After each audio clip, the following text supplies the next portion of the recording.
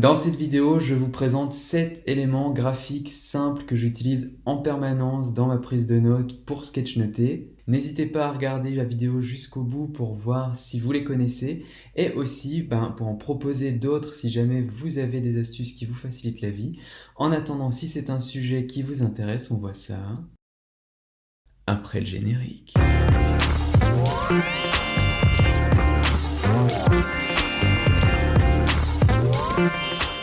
Bonjour à toutes et à tous, c'est Laurent du blog des Joyeux Gribouilleurs, le blog qui vous aidera à mettre vos idées en valeur, notamment grâce à la pensée visuelle, c'est-à-dire l'art de mêler des dessins rapides et des textes courts pour rendre vos propos plus intelligibles, plus clairs, mais aussi plus ludiques et plus enthousiasmants. Alors si c'est un sujet qui vous intéresse, eh bien sachez que je publie régulièrement des vidéos sur le sujet, donc n'hésitez pas à prendre une seconde pour vous abonner et ne louper aucune de mes prochaines vidéos. C'est parti. Au quotidien, il m'arrive souvent de faire des listes et donc j'ai deux types de listes. Les listes pour les choses que j'ai à faire et les listes tout simplement de différents points en fait à prendre en considération. Alors pour les premiers, la liste des choses à faire, alors ça je vais pas vous étonner, à mon avis c'est un élément graphique que vous connaissez. Hop, il s'agit tout simplement d'une case que vous allez cocher. La petite différence, le petit plus que vous pouvez apporter si vous ne le faites pas déjà, c'est de venir ici comme ça mettre une ombre en bas et sur un des côtés pour tout simplement lui donner un peu plus de relief, un effet graphique un peu plus sympa. Donc ça c'est la liste des choses à faire, donc c'est si jamais voilà vous avez je dois faire les courses, faire la vaisselle, je sais pas quoi, hop vous avez ici, vous écrivez tout ce que vous avez à faire, hop, et une fois que vous l'avez fait, vous pouvez tout simplement cocher ou alors dire que non, c'est reporté. Le deuxième type de puce que j'utilise beaucoup, ça va être tout simplement des étoiles qui ressemblent à ça. Hop, donc une petite étoile et ensuite j'écris voilà les différents sujets comme ça.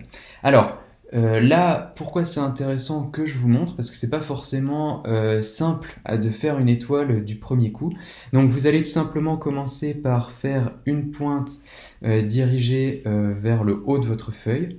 Et ensuite, vous allez viser à faire une autre pointe, mais cette fois dont un des côtés repart en fait vraiment de façon parallèle au bord supérieur de votre feuille. Donc voilà, vous avez en fait la direction entre la première pointe et cette branche-là qui sont perpendiculaires.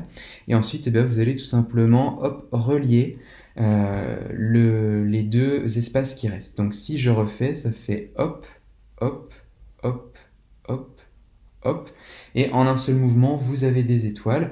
Et donc, si ensuite vous les faites de façon plus petite, voilà, vous avez les puces que je vous ai montrées. Alors maintenant, le troisième élément graphique que j'utilise très souvent au quotidien, et c'est pareil, vous devez sans doute déjà le connaître, mais c'est tout simplement la flèche, sachant que moi j'aime bien faire des flèches qui sont un peu grosses comme ça, hop. Et du coup, pareil, un petit peu comme pour la puce ici, je leur mets de l'ombre comme ça en bas et sur un côté pour leur donner plus de relief, un effet graphique toujours un peu plus saisissant. Ensuite, le quatrième élément graphique que j'utilise très souvent, j'ai remarqué, c'est pour mettre en valeur des choses, un petit peu marquer la surprise. Ça va être tout simplement, hop, quelque chose qui ressemble à ça. Hop. Donc là, par exemple, si je dessine un problème, alors souvent je dessine les problèmes comme des os, on tombe sur un os quand on a un problème, et donc je vais, hop, tout autour de l'os, mettre cette espèce comme ça de petite couronne, alors je sais pas comment on pourrait l'appeler, en tout cas, vous voyez que c'est assez simple à faire, vous faites un petit peu comme des triangles comme des pointes en fait qui se joignent les unes aux autres, et ça, vous pouvez aussi l'utiliser pour marquer la surprise. Par exemple, sur un de vos personnages, hop, voilà, pour montrer un petit peu qu'il est surpris, qu'il est saisi. Ensuite, du coup, les deux autres éléments graphiques que j'utilise très souvent au quotidien, ça va être des halos. Alors, du coup, il y a différents types de halos. Le premier que je voulais vous montrer, c'est tout simplement de faire un petit peu comme des petites étoiles, mais cette fois, vous allez tout simplement faire, hop, 4 petits traits comme ça, en forme de croix, mais qui ne se joignent pas, et qui vont donner un petit peu comme un éclat à quelque chose. Donc par exemple, si vous voulez, hop, faire un super produit, hop, et bien vous allez comme ça faire, hop, donc vous faites votre carton et ensuite vous faites comme ça le petit halo pour montrer que eh bien, votre produit il a un éclat et c'est vraiment un super produit. Un petit peu de la même manière mais d'une autre façon, le 6e élément graphique que je voulais vous montrer parce que j'utilise lui aussi très souvent, eh bien ça va être un autre type de halo. Mais par exemple si vous faites une idée, hop, tac, donc on fait une ampoule. Et ensuite, du coup, eh bien, pour indiquer voilà, le fait que l'ampoule brille, vous allez alterner des traits petits et des traits grands, voilà, tout autour de l'ampoule. Et ça, du coup, c'est pareil, mais moi je trouve que c'est un effet un petit peu saisissant. Alors après, sachant que bon là, forcément, pour une ampoule, ça s'y prête, mais maintenant vous pouvez de la même manière le faire pour d'autres choses, hein. Par exemple, si vous voulez, hop, dire que vous êtes très satisfait, hop, vous allez faire un pouce levé comme Facebook, et là vous pouvez en fait là aussi alterner un trait grand et un trait petit pour donner, toujours pareil, hein, mais donner de l'éclat à ce pouce levé. Et enfin, du coup, last but not least, le dernier élément graphique que j'utilise souvent et qui me paraît sympa, alors vous allez voir, il n'est pas du tout compliqué à faire, et bien c'est tout simplement d'entourer en fait un champ de texte avec un trait noir.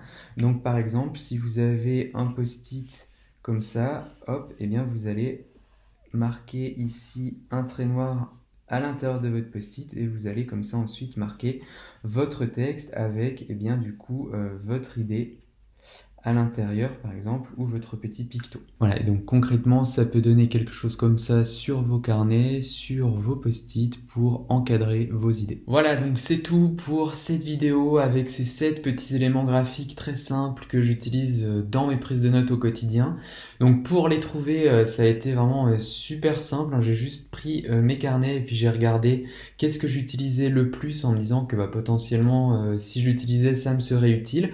Et donc peut-être que vous connaissiez déjà tout ou pas en fait. En tout cas du coup voilà, l'idée c'était de vous le partager. Si c'est utile pour moi, peut-être que ça pourrait vous être utile aussi. Et donc n'hésitez pas à faire de même vous avec vos carnets et à les parcourir pour repérer en fait qu'est-ce que vous utilisez le plus souvent, sachant que eh bien s'il y a des choses que vous utilisez et que vous n'avez pas retrouvées là, ça peut être intéressant de les partager. Donc n'hésitez pas pour ce faire à rejoindre le groupe Facebook La Gribouille en groupe pour tout simplement partager en fait vos différents éléments graphiques, vos différents peut-être trucs et astuces que je vous ai pas présentés dans la vidéo, que je connais peut-être pas, mais qui vous sont utiles. Et d'ailleurs, merci à Valérie Lette, Véronique, Fabienne, Nicole, Valérie Delbecq et Karine pour leur apport vis-à-vis de la précédente vidéo. Donc merci à vous, c'est super. Et si cette vidéo vous a plu, n'hésitez pas à la liker et à la commenter comme Leïla et mon livre en 180 secondes pour la précédente vidéo. D'ailleurs, merci à elle. N'hésitez pas non plus du coup à la partager à toutes les personnes que vous connaissez et que ça pourrait intéresser. Et quant à moi, il ne me reste plus qu'à vous dire à bientôt pour la prochaine vidéo. Ciao!